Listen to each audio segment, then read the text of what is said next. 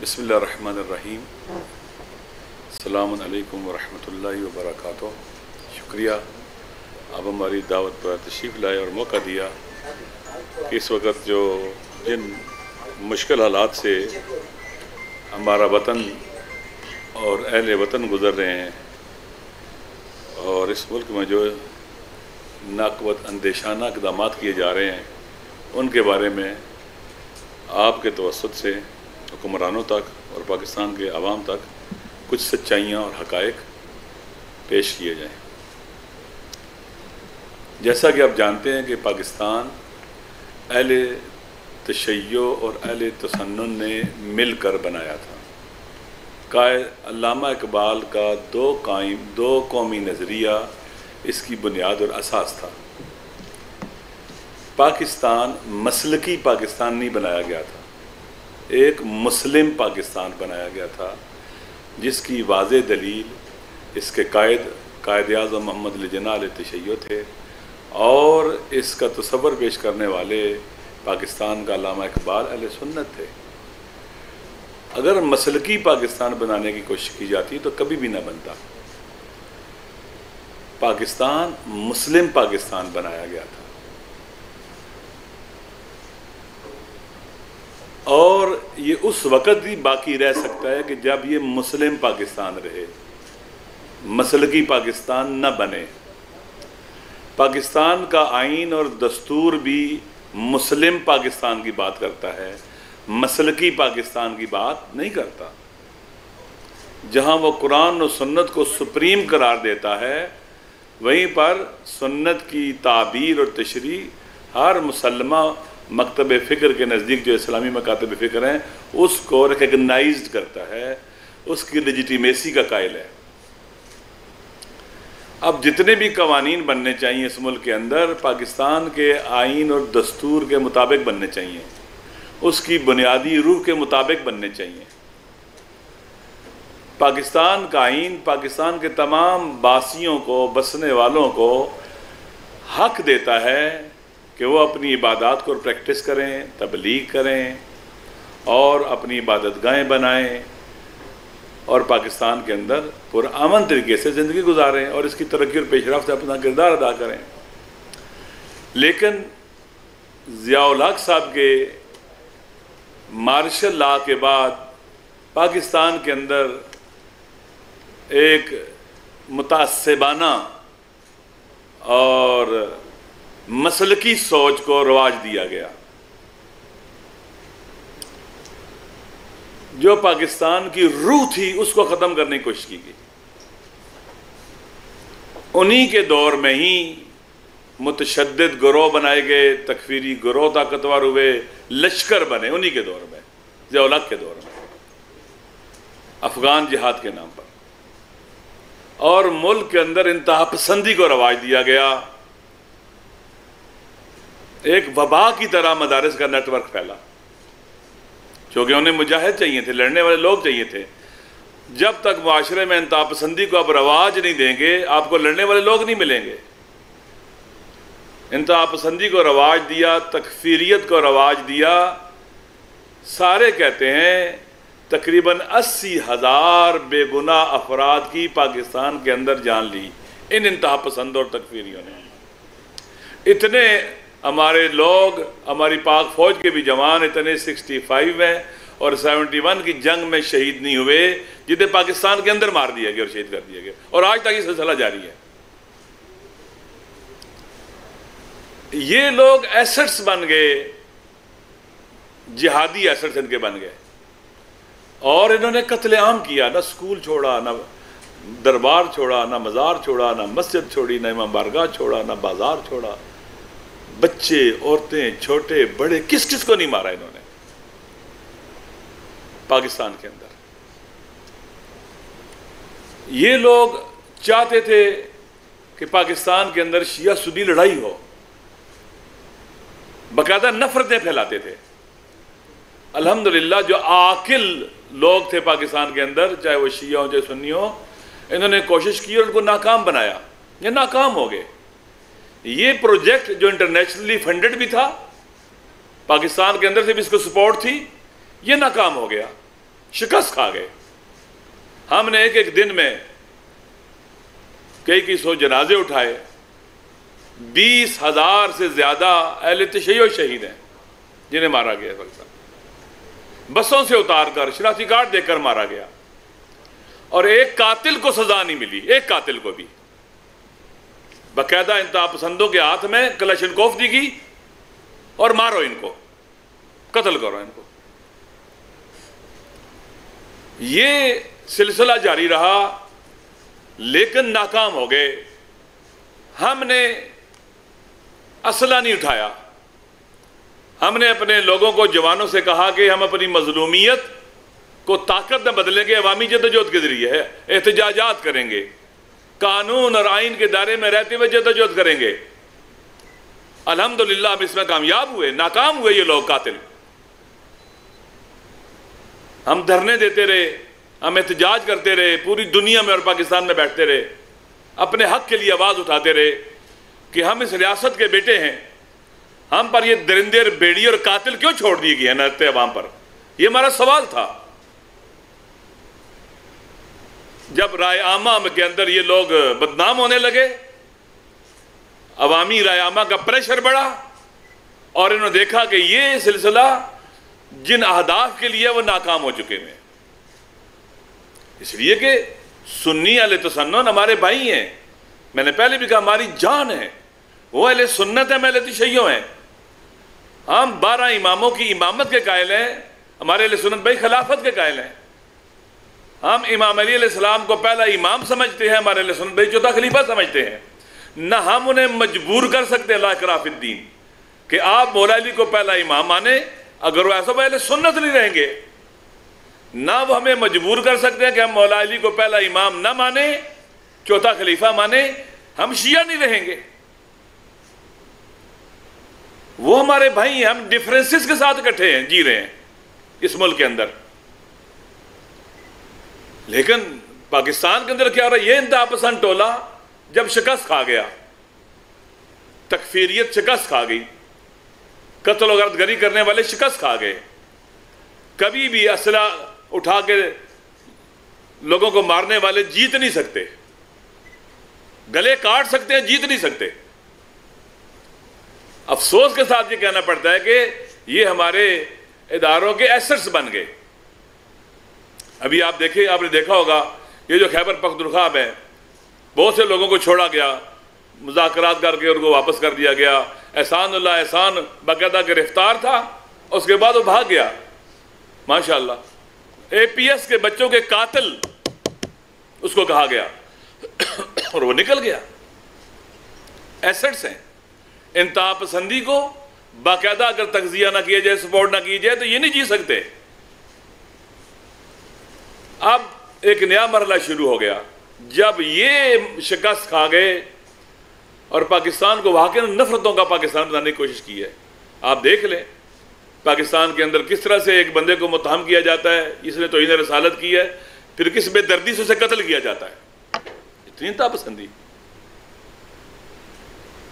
ابھی 2 دن پہلے بلوچستان میں ہوا کہ ہمارے اہل سنت 2 شخص ان کے اوپر مذہب کی توہین کی تہمت لگائی گئی. جرگے میں انہوں نے جا کے وضاحت دینی تھی، اس سے پہلے کہ جرگے میں پہنچے ان کو مار دیا گیا. یہ ہے ملک. سیالکوٹ کا واقعہ آپ کے سامنے ہے. کس طرح سے ہمارا جو مہمان تھا سری لنکن، وہ یہاں پاکستان میں تھا، غیر مسلم تھا، کیسے اسے مارا گیا، کیسے اسے آگ لگائی گئی اس کی لاش کو.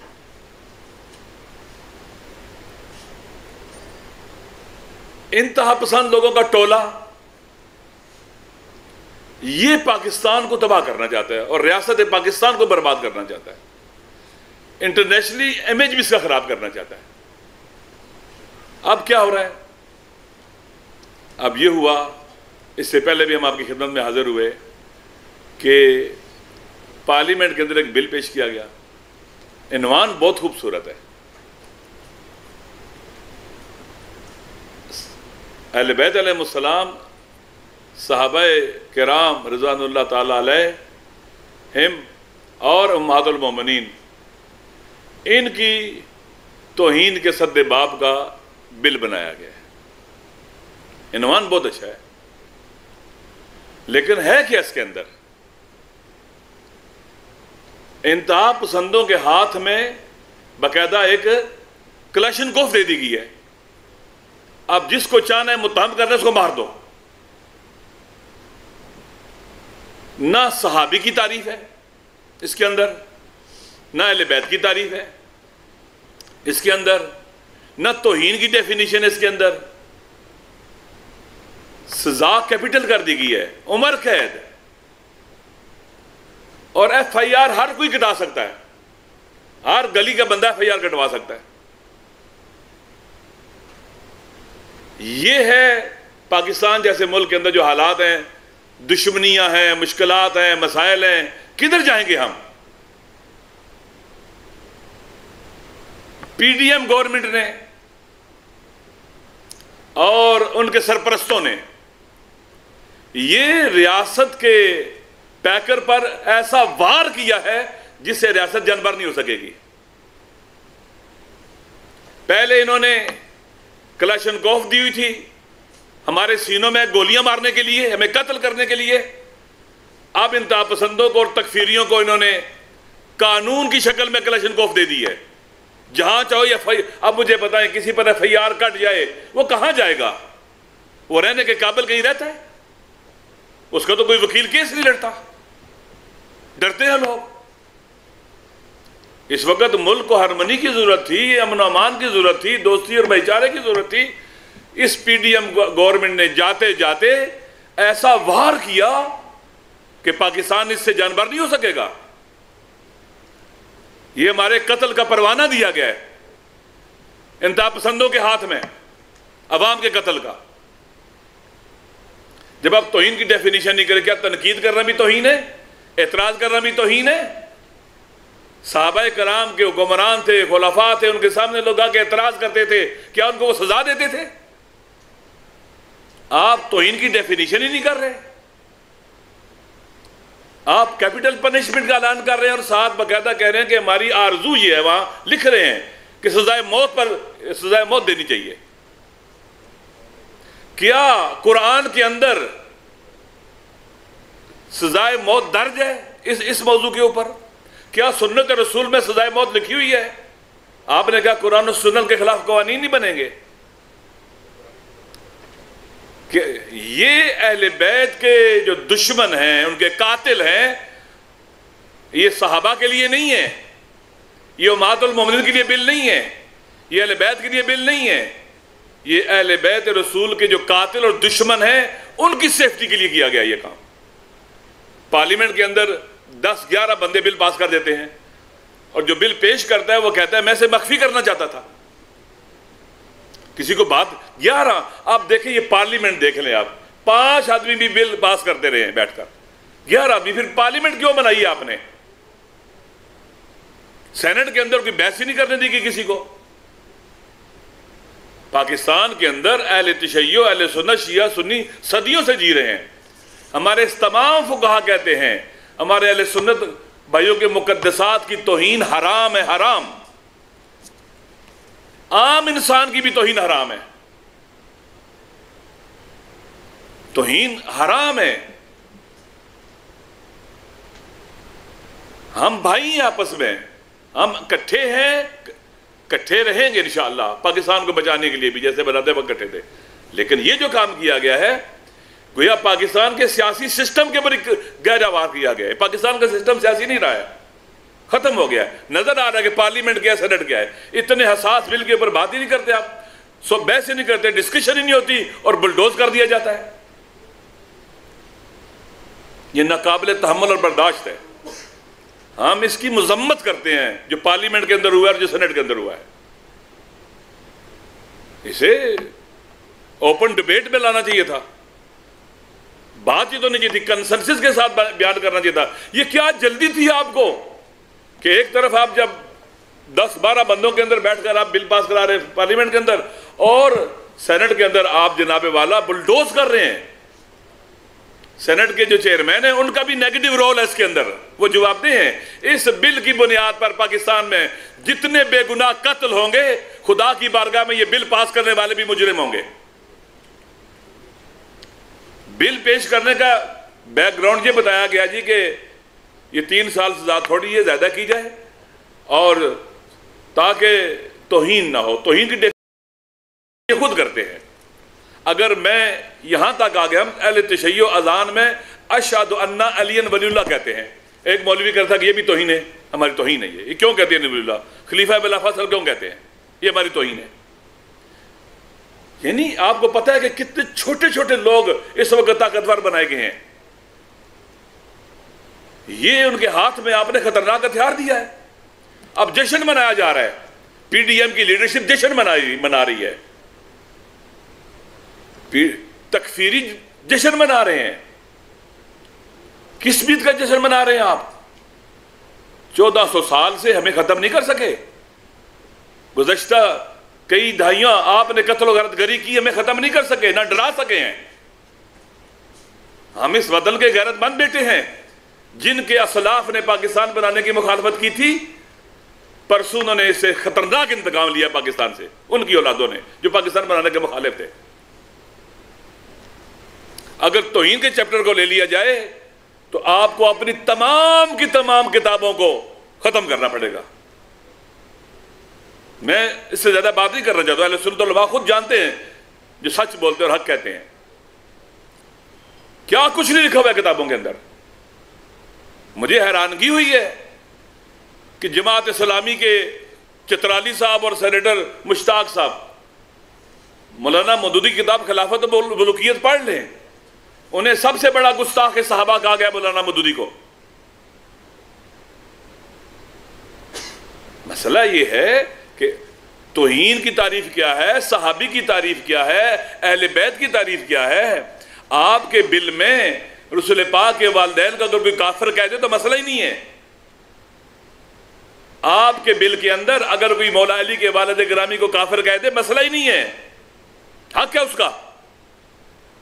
نہ نبی کے والدین کا احترام ہے، نہ علی کے والدین کا احترام ہے۔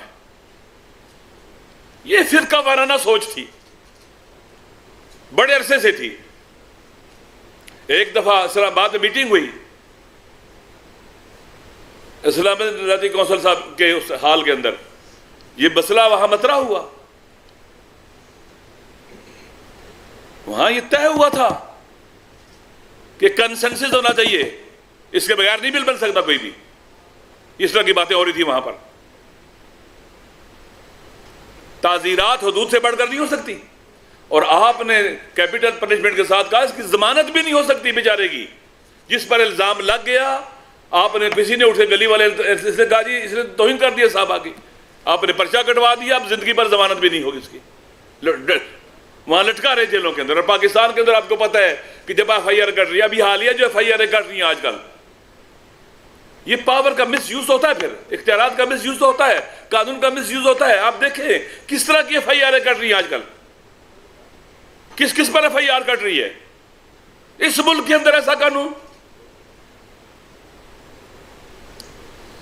میرے خیال میں، اور مجھے افسوس کے ساتھ کہنا پڑتا ہے، کہ P D M prime minister Shahbaz Sharif جواب دہ قوم کے سامنے، پیپلز پارٹی کی لیڈرشپ جواب دہ قوم کے سامنے، تمام جماعتوں کی لیڈرشپ جواب دہ پاکستان کے عوام کے سامنے۔ ایسے بل بنائے جاتے ہیں۔ ہم سراپا احتجاج ہیں اس بل کے خلاف، ہم ہر قانونی اور آئینی راستہ اپنائیں گے، لیکن ہم اس کا راستہ روکیں گے۔ پاکستان کے شیعہ سنی عوام برداشت نہیں کریں گے۔ میں پاکستان کے سیاستدانوں سے، عوام سے، پڑھے لکھے طبقے سے، جو اہل قلم ہے، ان سے میری گزارش ہے، اپیل ہے، خدا کے لیے اس وطن کو بچاؤ۔ اس طرح کے انتہا پسندوں کے ہاتھ میں خنجر نہ دو، قانونی خنجر، کہ لوگوں کے بدن کو، لوگوں کے گھروں کو یہ آگ لگائیں گے، لوٹیں گے ذاتی دشمنیوں کی خاطر۔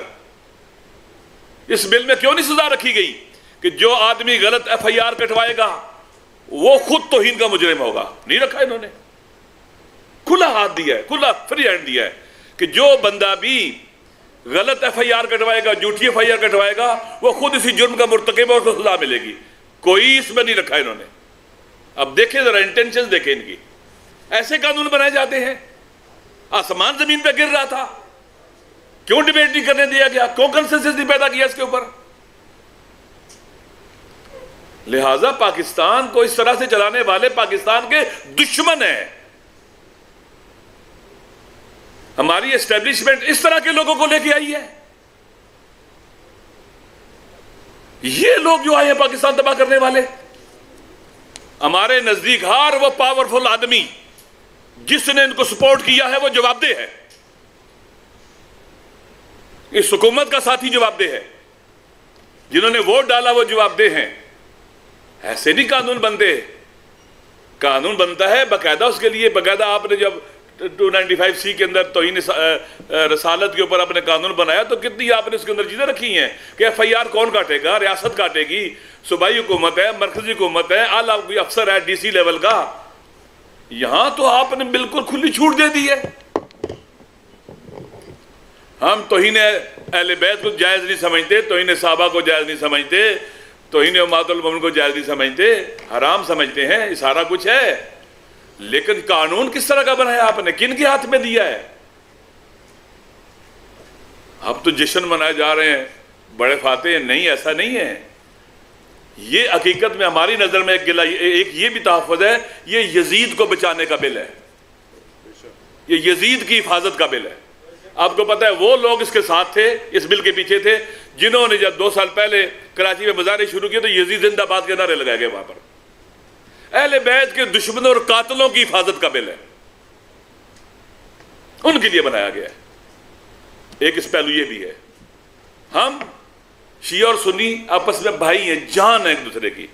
ہم اس ملک میں اکٹھے رہیں گے اور انشاءاللہ اس ملک کو آگے لے کے جائیں گے، لیکن ایک یکمشت انتہا پسند ٹولے کو آپ طاقتور بنا رہے ہیں، پھر ضیاء الحق کی طرح۔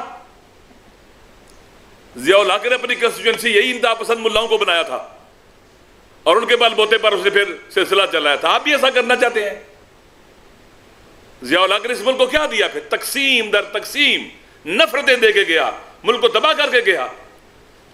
آپ کے پچھلے آرمی چیف نے کیا کہا؟ جو ضیاء الحق نے افغان پالیسی بنائی تھی وہ غلط کی تھی، وہ غلط اقدام تھا، بہت نقصان اٹھایا۔ آج آپ جو اس طرح کی قانون سازی کر رہے ہیں، منٹوں کے اندر چند گھنٹوں کے اندر تقریباً 80 بل پیش کر دیے گئے، 100 بل پیش کر دیے گئے۔ یہ تو ایک سپر ایکسپریس ہوتی تھی وہاں پر، پاکستان میں ٹرین چلا کرتی تھی سپر ایکسپریس، یہ تو پتہ نہیں اس کا کوئی الٹرا سپر ایکسپریس بن گیا ہمارے ادارہ قانونی، جس کے اندر کوئی بحث ہی نہیں ہے۔ آپ خود سوچیں کہ چند گھنٹوں کے اندر کیسے 100 سے اوپر بل پاس ہو سکتے ہیں یا ڈسکس ہو سکتے ہیں۔ لگتا ہے وہاں گھونگے بیٹھے ہوئے ہیں، اندھے بیٹھے ہوئے ہیں، بہرے بیٹھے ہوئے ہیں، اور ان کو جو مرضی ہو رہا ہے ان کو پرواہ نہیں ہے، اور ہر چیز بلڈوز ہو رہی ہے۔ سیاسی پارلیمنٹ اور سینٹ جو اس طرح سے نہیں ہوتی، ایسی قانون سازی نہیں ہوتی۔ ہمارا ان کی قانون سازی کے اوپر یہ اعتماد ختم ہو گیا ہے۔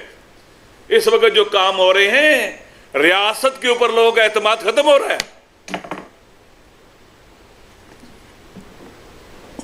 ریاست پر اعتماد ختم ہو رہا ہے، عوام کا اعتماد ختم ہو رہا ہے، اداروں پر اعتماد ختم ہو رہا ہے۔ اس سینٹ کو کون مانے گا؟ اس پارلیمنٹ کو کون مانے گا جو اس طرح کی قانون سازیاں کر رہی ہے؟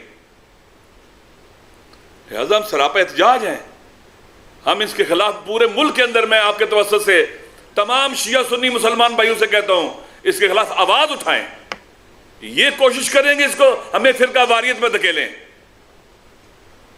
ہم اہل بیت علیہ السلام کے خلاف بھی اس طرح کا قانون نہیں چاہتے ان کے حق میں، اس طرح کا کہ جس کا دل ہے FIR کٹوائے، نہیں، کسی کے خلاف بھی ایسے اجازت نہیں ہونی چاہیے کہ جھوٹی FIR کٹوا کے بھی وہ اس کو سزا دلوا سکے اور دشمنیاں اپنی مٹاتا پھرے۔ لہذا پاکستان کے شیعہ سنی عوام سے کہتا ہوں، احتجاج کریں، یہ ہمارے ملک کے اوپر اس کی تصور، علامہ اقبال کے تصور پر وار ہے۔ یہ مسلکی پاکستان بنانے کی، وہ بھی تکفیری تنگ نظروں کا پاکستان، قاتلوں کا پاکستان بنانے کی کوشش کی جا رہی ہے، اور ہم اس کے راستے میں کھڑے رہیں گے، ہم جان دے دیں گے، مر جائیں گے، اس کے راستے میں کھڑے رہیں گے، پیچھے نہیں ہٹیں گے، اور پورے ملک کے اندر احتجاج کریں گے، پورے ملک کے اندر۔ پاکستان کے تمام اہل تشیع سے اپیل ہے، ہماری اہل سنت بھائیوں سے اپیل ہے، اس کا مقابلہ کریں۔ یہ وہی ٹولہ اس کے پیچھے ہے جس نے کچھ عرصہ پہلے یزید زندہ باد کے نعرے کراچی میں لگوائے اور یہ پھر ملتان میں بھی جگہ جگہ اس طرح کے احتجاجات اور مظاہرے کرتے رہے ہیں. بڈھے بڈھے لوگ ہیں 80 سال کے, لیکن یزید زندہ باد کے نعرے لگواتے ہیں. مولانا حضرات, ہم اس کا راستہ روکیں گے, ہم احتجاج کریں گے. میں اپنے پاکستانی شیعہ سنی مسلمان بھائی سے کہتا ہوں, مایوس ہونے کی ضرورت نہیں ہے, نا امید ہونے کی ضرورت نہیں ہے. ہم اس کا راستہ روکیں گے, اس کے مقابلے میں کھڑے ہوں گے. اس طرح کا آپ خود سوچیں, کوئی بھی غیر جانبدار وکیل کے پاس لے جائے جو تھوڑا سا قانون جانتا ہے, کہتا ہے یہ کیا ڈھونگ رچایا گیا ہے. ایسے قانون بنتا ہے؟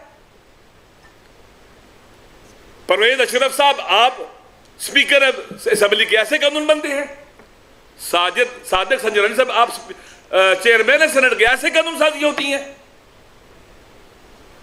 یہ پتہ نہیں کیسا ملک بن گیا ہمارا. یہ چاہتے ہیں کہ لوگ پھر اس راستے پہ چلیں جس پہ نہیں چلنا چاہتے, ابھی جدھر نہیں جانا چاہتے. ابھی ہمارے لیے زندگی موت کا مسئلہ ہے. میں اعلان کرتا ہوں, اس بل پر پاکستان کے شیعہ سنی عوام کے قتل کا سائن کیا گیا, سگنیچر کیا گیا ہے, ان کے مارنے کا آرڈر ہوا ہے. یہ ہم برداشت نہیں کریں گے اس کو. پہلے بھی پریس کانفرنس کی ہے, یہ نہیں سمجھے یہ آج ان کی حکومت ختم ہو رہی ہے. پاکستان کے عوام ان کو بتلائیں گے یہ کیا چھوڑ کے جا رہے ہیں پیچھے. یہ گند چھوڑ کے جا رہے ہیں پیچھے, یہ تعفن چھوڑ کے جا رہے ہیں پیچھے, نفرتیں پہ بیج ڈال کے جا رہے ہیں پیچھے اپنے. بے شرم ہے یہ.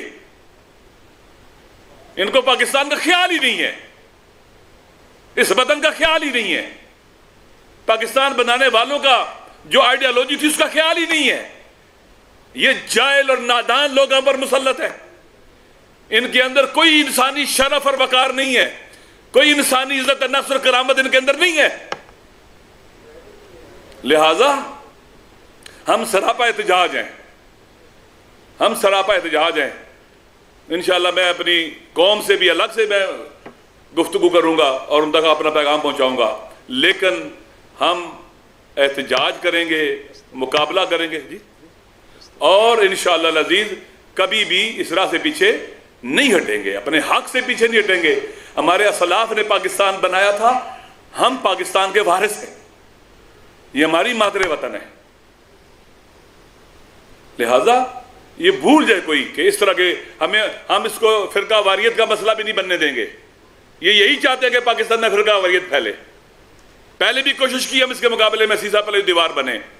اہل سنت ہمارے بھائی ہیں, ہماری جان ہے, ہماری روح ہے اہل سنت, ہم اکٹھے ہیں. جیسے میں نے پہلے کہا, پھر تکرار کرتا ہوں, ہم اہل بیت علیہ السلام کی توہین کے حوالے سے بھی ایسا بل نہیں چاہتے, صحابہ کی توہین کے حوالے سے بھی ایسا بل نہیں چاہتے, کسی کی بھی توہین کے حوالے سے ایسا بل نہیں چاہتے جو اتنا ناقص ہو, جو قانونی طور پر اتنا کمزور اور خطرناک ہو, جو آئین کے خلاف ہو, جو قرآن و سنت کے خلاف ہو. نہیں چاہتے یہ, اور اس کا مقابلہ کریں گے. اگر کوئی مسلمان ہے, پتہ نہیں یہ مولانا حضرات, میں حیران ہوتا ہوں, پتہ نہیں کسی مدرسے میں پڑھے بھی ہیں نہیں پڑھے, اگر پڑھے ہیں تو کچھ سیکھا ہے یا نہیں سیکھا ہے. اس طرح کی باتیں کرتے ہیں. وہ احادیث پڑھتے ہیں جن کو اپنے ان کے تماکس ناصر الدین البانی جیسی شخصیات اور بڑے بڑے شخصیات کہتے ہیں حدیث جھوٹی ہے, وہ سند میں پڑھتے ہیں. اہل سنت کے تمام بڑے بڑے علماء کہتے ہیں یہ حدیث جھوٹی ہے, اس حدیث کو پڑھا جاتا ہے وہاں پر سند کے اندر. ایسا نہیں ہے. بیچارے سینٹ کے اندر موجود لوگ سمجھتے کہ انہیں کیا پتا, جو عربی پڑھی جائے وہ سمجھتے شاید یہ بھی قرآن ہی ہے. لہٰذا آپ کے توسط سے یہ ہمارا احتجاج ہے جو ہم پہنچا رہے ہیں حکمرانوں تک بھی, مقتدر حلقوں تک بھی, اسٹیبلشمنٹ تک بھی. روکیں ان چیزوں کو, یہ چیزیں نہ ہونے دے. پہلے قومی نصاب کے اندر فرقہ وارانہ نصاب بنایا انہوں نے, اور اسٹیبلشمنٹ کو چاہیے اس کو روکے, ان کو روکنا چاہیے. پاکستان کے عوام تو بھی یہی سمجھتے ہیں, بہت سے لوگوں نے مجھے کہا ہے, ان کے ذہن میں یہ کہ اسٹیبلشمنٹ بھی ساتھ ہے. وہ کہتے ہیں اسٹیبلشمنٹ بھی ساتھ ہے, لوگ یہ کہتے ہیں. اب ہماری اسٹیبلشمنٹ کو اس کوسچن سے اپنے آپ کو باہر لانا چاہیے. روکیں ان کا راستہ. ایک چھوٹے سے ٹیلی فون پر مدارس ریفارمز کا بل رک گیا کل پرسوں, چھوٹے سے ٹیلی فون پر. مدارس ریفارمز کا جو بل تھا وہ مدرسوں والوں کے خلاف جا رہا تھا، میرے خیال میں رک گیا. اتنا خطرناک بل پاس کرا دیا ہے. مثلا میں اٹھوں کسی بڑے سے بڑے مدرسے کے مفتی نے جو کتاب لکھی ہے اس کی اٹھاؤں، اس نے کہا یہ توہین ہے، اس پر FIR کٹوا دوں. یہ تو شیعہ سنی لڑائی کرانے کی کوشش کی گئی ہے، فرقہ وارانہ لڑائیاں کرانے کی کوشش کی گئی ہے. یہ ظلم کیا ہمارے وطن کے ساتھ انہوں نے. انہیں کیا مفت میں ملا ہے؟ پتہ نہیں کہاں تھے یہ لوگ، کیسے، کیا یہ ان کے اسلاف بڑے پاکستان پر کوئی ایمان اور یقین بھی رکھتے تھے؟ میں تو اس گھر کا ہوں، میں نے پہلے بھی بتایا ہے، میرا باپ جس دن پاکستان ٹوٹا تھا 41 سال کا تھا، ہارٹ اٹیک ہو کے مر گیا تھا، BBC پہ خبریں سنتے ہوئے. ہم پاکستان کے وہ بیٹے ہیں، میرے خاندان کے لوگ، انہوں نے پاکستان کے لیے قربانیاں دی ہیں، فوج میں جنگ لڑے ہیں، ستارہ جرت لیے انہوں نے، ہیرو ہیں فوج کے. میرے خاندان کے لوگ پاکستان سے ہم سے زیادہ کوئی محبت نہیں کرتا، نہ کوئی جرنیل نہ کوئی غیر جرنیل، ہم سے زیادہ کوئی بڑا پاکستانی نہیں ہے. اور ہم جان دے دیں گے اپنے وطن کی خاطر. ان کا راستہ روکیں گے انشاءاللہ. شکریہ. بتائیے گا کہ اسلامی نظریاتی کونسل ایک فورم ہے جس کے اندر تمام ایسے بل پہلے ڈسکس ہوتے ہیں اور اس میں میرے خیال ہے بین المسالک نمائندگی موجود ہے. کیا یہ بل اسلامی نظریاتی کونسل نے پہلے اپروو کیا یا نہیں کیا؟ ہاں صاحب دیکھیے، اسلامی نظریاتی کونسل میں جب اس پر بات چیت ہو رہی تھی، طے یہ پایا تھا کہ کنسنسس کے ساتھ ہونا چاہیے، کچھ بھی ہو، اور کنسنسس نہیں کیا گیا. بل کی شکل میں نہیں کیا، بل کی ویسے باتیں جب ہوتی تھیں تو کنسنسس کی شکل میں ہونا چاہیے. ہمارا یہی مطالبہ تھا اب بھی کہ آپ اسلامی نظریاتی کونسل میں بھیج دیں، وہاں کنسنسس کرا لیں، کسی کمیٹی میں بھیج دیں، وہاں کنسنسس کرا لیں، وہاں اس کو بہتر کر لیں، اس کو صحیح مناسب قانونی شکل دے دیں جو قرآن اور سنت کے مطابق بھی ہو، آئین کے مطابق بھی ہو، اور پاکستان کو جو ماحول ہے موجودہ اس کو بھی سامنے رکھے. لیکن انہوں نے کوئی بات سنی نہیں. اور میں سچ کہتا ہوں انہوں نے اپنے پاؤں پر کھراڑی ماری ہے. ان کو آئندہ پتہ چلے گا.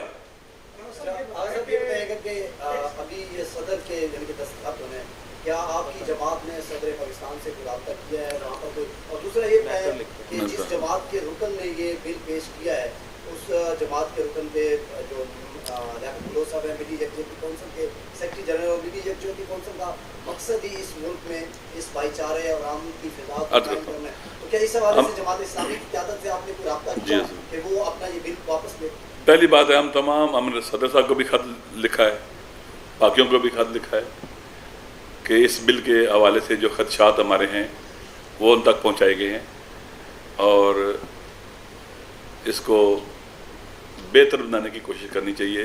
اس طرح کا بل کسی طور بھی درست نہیں ہے، بھیجیں اپنے خدشات. جہاں تک تعلق ہے ملی یکجہتی کونسل کا، ہم نے جب یہ بل پیش ہوا تھا خفیہ طور پر خود وہ کہتا ہے میں خفیہ طور پر پیش کرنا چاہوں، اور چترالی سے جب یہ خفیہ طور پر بل پیش کیا گیا، انٹینشن یہ تھی، تو ہم نے ان سے بھی کہا، جماعت اسلامی والوں سے بھی کہا، لیاقت بلوچ صاحب سے بھی، سب سے کہا کہ یہ غلط ہوا ہے، اس کو روکیں.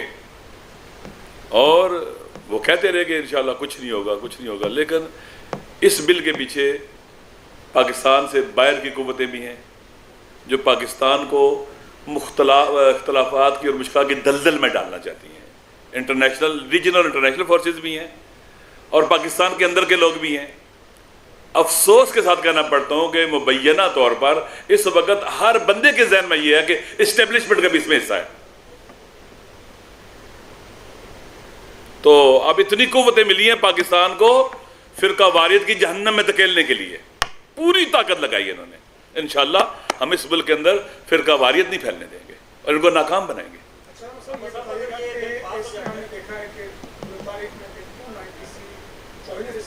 295C اس کے باوجود توحید رسالت کا معاملہ بھی قبت کا واقعہ ہوا ہے. ایک اسٹوڈنٹ جو استاد پڑھا تھا اس کو بات کیا گیا اور وہ بھی دیوبند مکتب سے میرا تعلق جی اور ہمارے دوست سبوں سے اس نے رپورٹ کیا. وہ نہیں رکا تو یہ سلسلہ ایک نیا کھولنے سے کیا مطلب ہے کہ آپ دیکھیں؟ جیسے میں نے پہلے کہا ہے کہ اس بل کے نتیجے میں گلی گلی لوگ قتل ہوں گے، مارے جائیں گے، انتہا پسندی پھیلے گی، ایکسٹریمسٹ لوگ، کسی کی بھی ذاتی دشمنی ہے وہ بھی اس کو استعمال کرے گا اور ہمارا وطن برباد ہوگا، مزید برباد ہوگا. پہلے ہی عوام جو ہے نا مہنگائی کی چکی میں پس کے مر رہے ہیں، ان کے اوپر ایک اور تلوار لٹکا دی گئی ہے ظلم کی اس قانون کے ذریعے، تاکہ ان کے گردنیں بھی کٹنی چاہیے، ان کے سینوں میں گولیاں بھی لگنی چاہیے، یہ مرے، عوام مر جائے، ان کی یہ کنٹینشن ہے، مہنگائی سے مریں، غربت سے مریں، ناامنی سے مریں، قانون کی تلوار لٹکا کر کے گلے میں پھندا ڈال دیا جائے، یہ مرنے چاہیے، اور عوام کے قتل کا پروانہ ہے یہ بل۔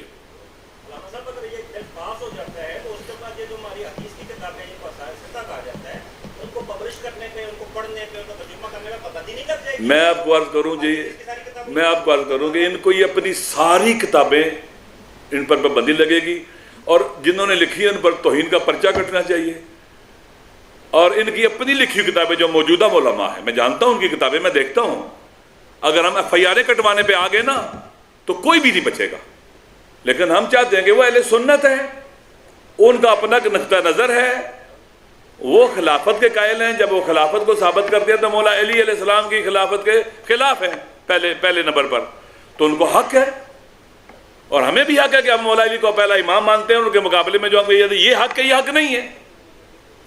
لیکن جو آپ نے کہا بالکل درست ہے، سیاست ستہ چھوڑیں، ان بہت زیادہ ہے، سیر کی کتابیں ہیں، تاریخ کی کتابیں ہیں، اصول حدیث کی کتابیں ہیں، رجال کی کتابیں ہیں، سب ختم ہو جائیں گی، بند کرنی پڑیں گی۔ ایسی ایسی حدیثیں لکھی ہیں انسان حیران رہ جاتا ہے، ایسے ایسے باتیں لکھی ہیں کہ انسان پڑھ نہیں سکتا، شریف آدمی زبان پر نہیں لا سکتا، ایسی ایسی چیزیں لکھی ہوئی ہیں، یہ پنڈورا بکس کھولا ہے خود سے، اور استعمال بھی ہیں، بعض لوگ استعمال ہوئے ہیں اس میں۔ سب قرآن زد میں آئے گا، قرآن کی بات سے تو شکریہ۔